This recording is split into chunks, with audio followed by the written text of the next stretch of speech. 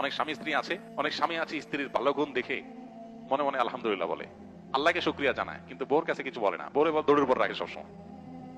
অনেকে মনে করে যে দৌড়ের উপর রাখলে মহিলা মানুষ সোজা থাকবে, প্রশংসা করলে মাথায় উঠবে, এরকম চিন্তা অনেকে করে। এটা ভুল। মানুষের ভালো কাজের স্বীকৃতি পেলে মানুষ আরো ভালো কাজ করতে উদ্বুদ্ধ হয়। আর আল্লাহ তাআলা সেটাই নির্দেশ আমাদেরকে করেছেন। নবী সাল্লাল্লাহু আলাইহি ওয়াসাল্লাম বলেছেন, মান লাম ইয়াশকুরিন নাস লাম ইয়াশকুরিল্লাহ। যে ব্যক্তি মানুষের ভালো কিছু দেখার পর তার শুকরিয়া জানায় না, মানুষকে যে শুকরিয়া জানায় না, সে আল্লাহকে আলহামদুলিল্লাহ বললেও সেটা শুকরিয়া হয় না। এই জন্য শুধু আল্লাহকে আলহামদুলিল্লাহ বললে হবে না, মানুষকেও স্বীকৃতি দিতে হবে। এটা স্ত্রীর বেলায় প্রযোজ্য, স্বামীর বেলায় প্রযোজ্য। অনেক মহিলা আছে অন্যান্য মহিলাদের সাথে গল্প বলার সময় নিজের স্বামীর অনেক তারিফ করে, যে ভাই, আফা বা ভাবি, আমার বাচ্চার বাবার মতো ভালো মানুষ হয় না। আর আমি মুখ দিয়ে বলার আগে সব হাজির করে, বাইরে আরেকজনের কাছে চাপাবাজি করতে বেশ ভালোই লাগে, কিন্তু স্বামীর সবসময় দূরের উপর রাখবে, তার সামনে তার কোনো স্বীকৃতি দিবে না। এটা এই রোগ আছে অনেক মহিলার মধ্যে।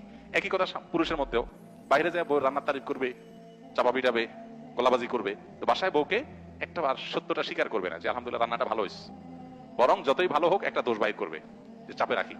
এই পলিসিটা ভুল পলিসি এবং শয়তানি পলিসি। আর মুমিনের